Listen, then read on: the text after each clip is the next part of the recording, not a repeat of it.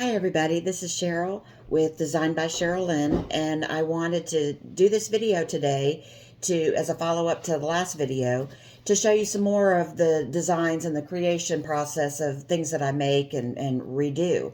Last video, I showed you how I made molds to go onto things, and I took a clay flower pot, and showed you how I did the resin molds and added it to it. So it's ready to go into the store. So I wanted to kind of give you a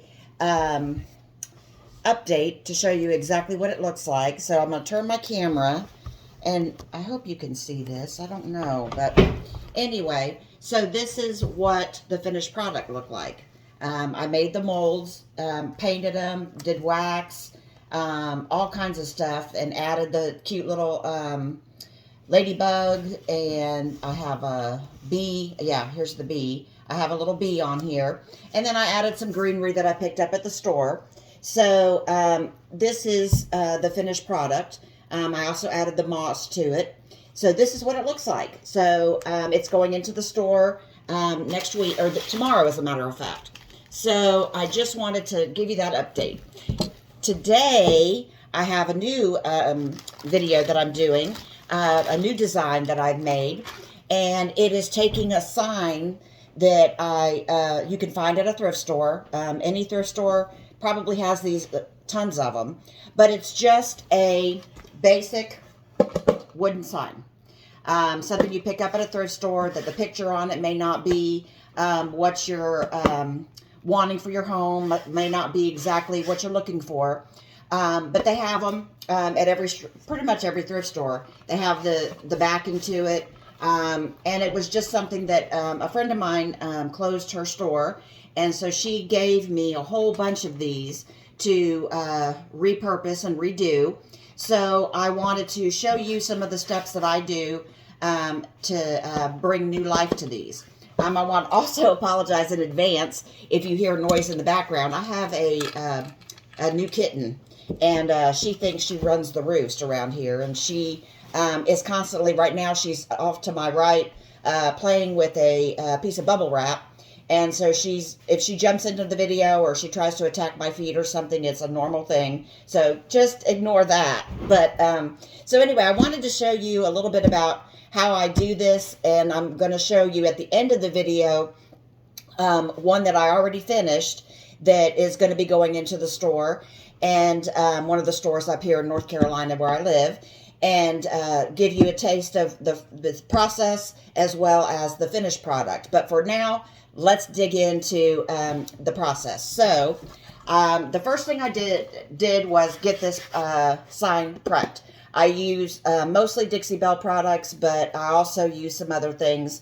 But anyway, we prepped this with Dixie Belle Slick Stick, the first coat. I just did one coat of that and let it dry, and then I painted it the color I wanted. I used a Haint Blue chalk paint, and thought, this, for what I have pictured in my mind, how it's going to turn out, this is the color I picked. So I painted it. I primed it first, then I painted it, so you can't see what the original picture was. It was an old picture, something that's outdated. I don't even remember what the original picture was, to be honest.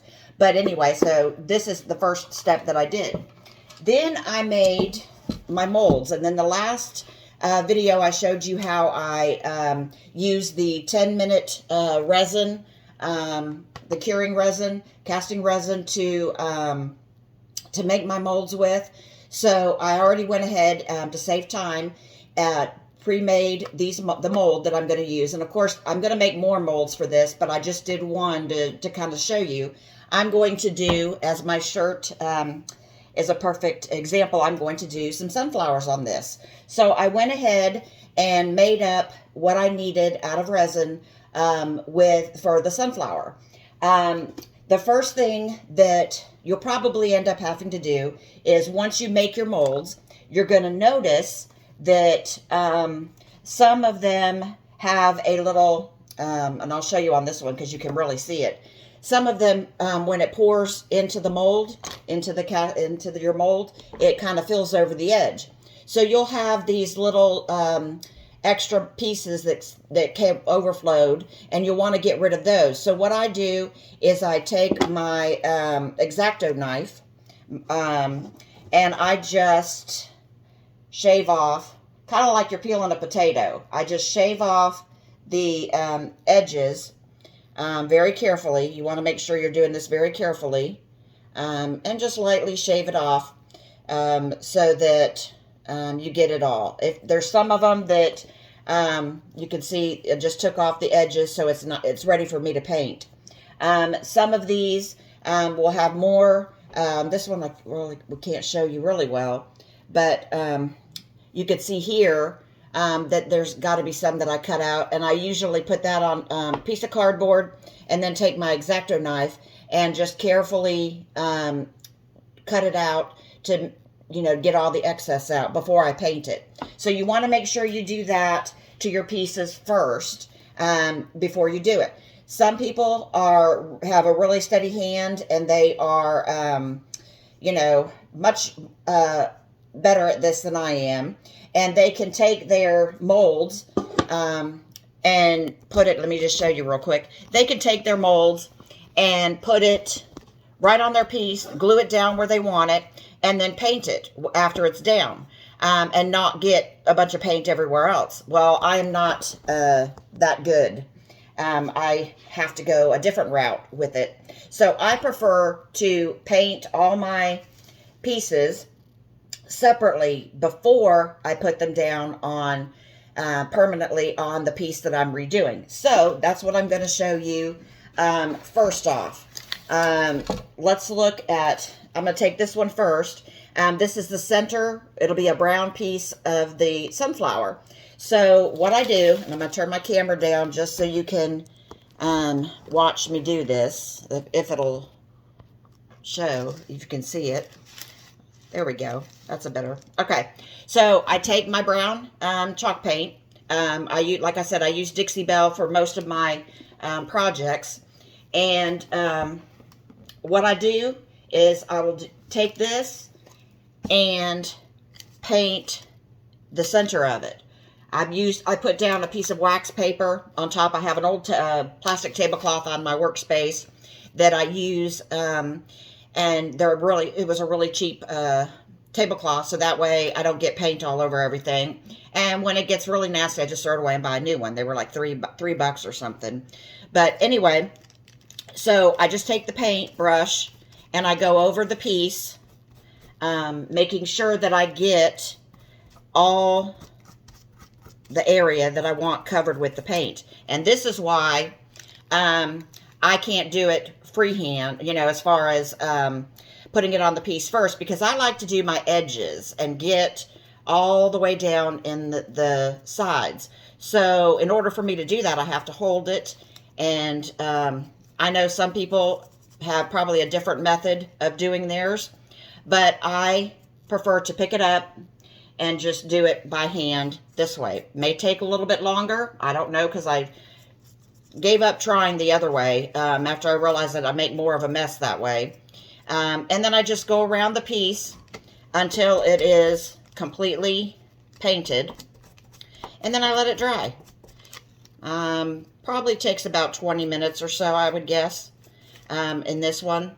But here's the finished product, okay? So I have that one finished. And then I'm going to do one of the leaves. I'm going to do the leaves to show, or the flower petals, and I'm going to do that in yellow because I want to show you something different that I do with this one. I just get a brush and I go over it with the yellow. Same exact process, because this way I can get in, when I hold it, I can get into the edges a little bit more.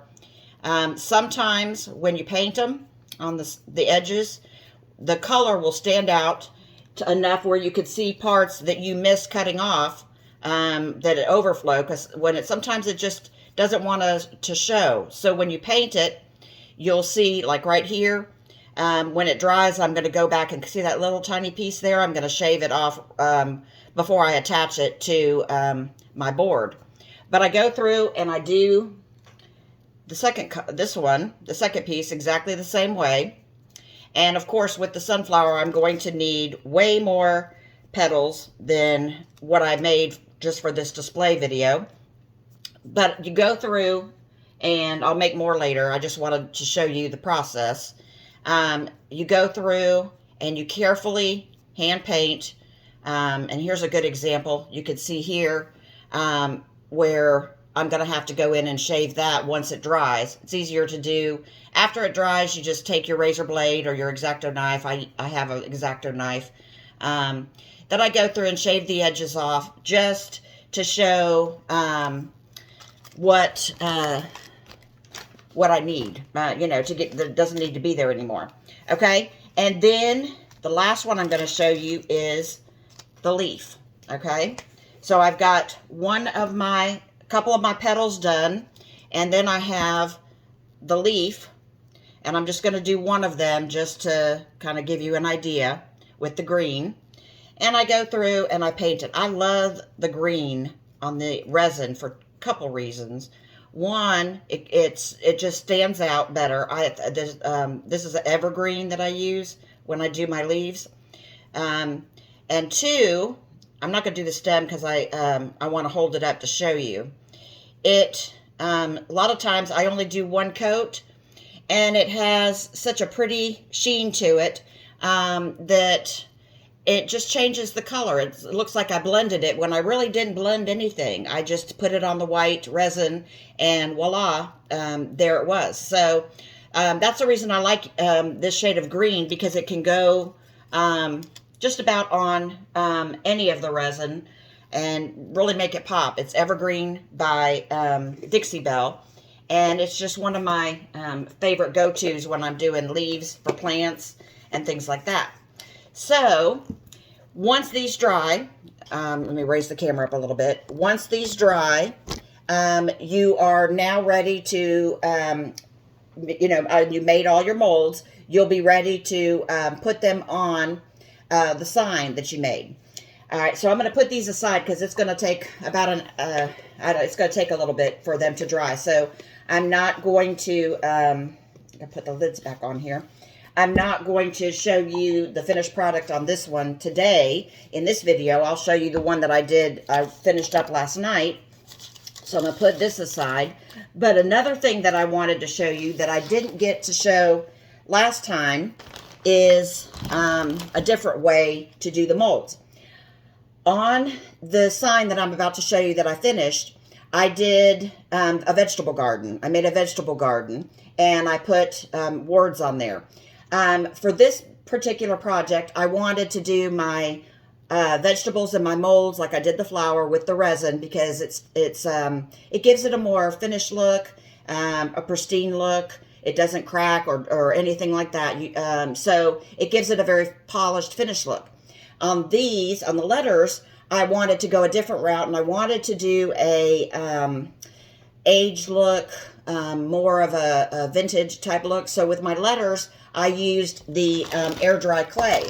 So I'm going to show you how I did the air dry clay. I'm just going to make one letter just to show you the process, because when you make the words for these signs, it's not something that you just do in 5 minutes. It takes a while. So I take my air dry clay, and I just take out, let's see, I don't need that much.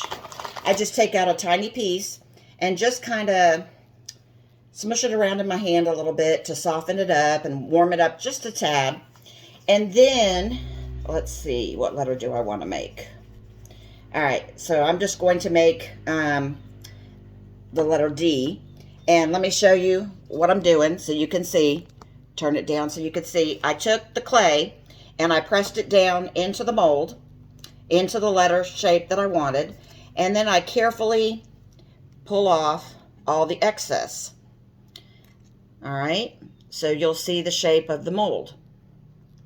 Obviously, the bigger the mold that you're doing, the bigger piece that you're doing, the more clay you're going to need. Sometimes I can pull off the excess with my finger and smooth it out like I'm doing now. And then other times I use a plastic knife, or just an old knife that I got at a thrift store. Just a regular old knife. No, I don't. Yeah, I think I got one at the thrift store. and I just use it to scrape off the excess and put it back in the bag because you can reuse it. And it's ready for the next one. So there I have the one made out of clay. And then all you have to do, let's hope I don't have any regrets with this, but you just pop it out and there is your letter, okay? Again, with this process, when I'm doing the clay with anything, we'll let this dry. I don't know necessarily if I'm using this letter for this project, so I'll probably put it back in the bag to keep it fresh, and I probably won't let it dry and paint it. But I let mine dry. It will dry, and it'll crack a little bit, so it'll have an aged look, and you're about to see what I'm talking about in the last piece of the video. It'll have an aged look to it. And then you could paint it any color you want. You can paint the edges. You can clean up the edges that you need to. It's easier to clean up the edges and get the excess off once it's hardened. And you just take a little, sometimes you can even take sandpaper. I've done that before, where I take sandpaper and just smooth the edges off just a little bit so that they look pristine and ready to go. But then after it dries, I paint them and then I attach them to my piece. So here is the finished product of one that will be going into stores up here in North Carolina in a day or so. It's almost done, but I wanted to show you the process of it. It's the same exact sign as the one that I showed you a minute ago. Same exact shape, same exact sign. It was an old sign that I repurposed, but I made a vegetable garden, and it says Farm Fresh Local Produce. I did the vegetables. These are all resin. Let me turn the camera down just a little bit. These are all made out of resin. I painted them first after I made the molds, and then I attached them to the board. The letters, I handmade all of these letters out of the air dry clay. Once they were dry, each letter was dry, once I'd figured out the words I wanted to put, then I painted those. And attached, once everything was dry, I affixed it to the board. And my favorite go-to glue to use is the E6000. I use that on just about all of my resin pieces that I attach. And then I added the little ladybugs and the bees. And, before I did that, I want to back up. Once I put everything down, got it down, I sealed it with a clear coat of poly, a satin poly, just to seal it. Then I went through, and I don't know on here if you can see it. I saved a couple to show you, but I went through and added the brown wax mixture that I do to the edges of the leaves and around the veggies to give it like a dirt look around the roots, so that makes it look more realistic. Then I added the bees and the ladybug and made a bow, put it on the top. So there you have a simple sign that I took from the thrift store. Well, my friend gave this one to me, but I've done these before from thrift stores doing other, molds and stuff. That was once, in the back of the corner. Nobody was buying it. It was an old outdated picture, and turned it into something that is more today's style. But I wanted to show you the last thing that I do with these, and that is going to be, it's going to be a real quick process. I'm going to move the camera just so you can see. Hopefully this will work. Let's see. All right. Yep, there we go. Well, no, that's not what I want. Oh, I want the carrot. Okay, so I'm going to move the camera back to this side. Sorry. I'm learning how to do these videos, so, and how to get them. Okay, so there's the carrot that I'm going to do on the side. And I did the leaves already. I already put the dirt stuff on there, so on the leaves. So now I just want to do the base of the carrot to kind of show you the process of it, to finish it up. I use Dixie Belle brown wax as my base, and I use the Dixie Belle dirt. It's a, I don't even know, it's a wax, when you apply it, when you mix it with the wax, it gives us this dirt look. And I use it for shadowing around all kinds of things to make it to be a shadow around a piece. And then the cool part is that once you're finished with it and you have it on your piece, you take a baby wipe and wipe off the excess where you don't want it. And that's why I sealed it first, so that it makes it so much easier to go back and wipe off any excess before it dries. Because once it dries, it's not going anywhere. And then you're stuck with, if you don't like it where you put it, then you're stuck. So that's why you seal it first and then use the baby wipe to wipe it off. So I found these little makeup brushes in the Dollar Tree. And so I use a makeup brush. I put a tiny bit onto the brush, and then I dip it into the powder, which is the Dixie Belle dirt. And it comes in different colors, so it depends on what you're looking for, what you're wanting to do. But for this one, I'm going to do the edge of the carrot. So I just take it, and it's going to look like a hot mess at first. But I go around the whole carrot, the roots of the carrot, with this Dixie Belle dirt stuff. And I may need to get a little more on here. I didn't put enough. And go around the roots. Be very careful. And actually, you don't really have to be super careful with this because of the baby wipes. It makes it easier. But you can kind of see where I put the dirt. And then I take my baby wipe, get it out of the package, and go back through and just wipe back any excess of where I didn't want it to go. And you just spread it down like so. You can wipe it down back. I like to wipe mine, depending on what I'm doing, wipe it back a good amount. But for this piece, I'm going to leave a lot of the dirt on there because it's the roots of the plant, so I want to make sure it stays. And then, voila, there you have it. Once it dries, you're good to go. And I'm going to do the same with this mushroom piece. Let me hold it up real quick. Same process. Dip it in the wax, the wax first, and then in the powder. And then I just go around the mushroom like so, around the edges, and it gives it a shadowing effect.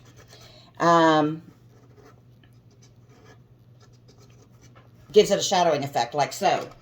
And then I go back and I wipe it down, wipe back all the part, and it takes a while to dry, so you've got plenty of time. You know, you don't have to do this in like 5 seconds or anything. It takes a good bit of, amount of time to completely dry. So you have a little bit of time to play with it where you want it to be and everything. And voila. So then my last step is I'm going to add some moss to the bottom of this under some of the veggies just to kind of give it a fun effect. And that's how I do these. They're a lot of fun. Yes, they are very time consuming. But I want to encourage you guys, if you have never considered buying local from your local artists, that's another reason why I want to do these videos, to show people the steps and the process that it is to make these one-of-a-kind pieces. I do jewelry, lampshades, lamps, furniture, jewelry boxes, can pretty much do everything. And I am, in the next video, you're going to see me transform a lamp that is going into a nursery. I just wanted to come on and show you this. Please consider, it doesn't matter what state you live in, where you live, but if you are considering purchasing something, I know that box chain stores are, easy. You run into Walmart, you run into Target, you grab a gift, you're done. But if you're looking for something one of a kind, unique, handmade, something that you're not going to find in a regular store, you'd only find something like this in a craft store, a local artist that supports local artists, paintings, things like that, please consider doing that, because we enjoy what we do. We love what we do, or I wouldn't be doing this. I just wanted to come on and say hello, and thank you for watching the video, and I hope that it gave you some insight into another aspect of what it is what it's like to be able to create and design new pieces. And I hope I was able to give you some information that you didn't know about before. So you guys have a great day, and I love you. And one of these days I will go live and do these live.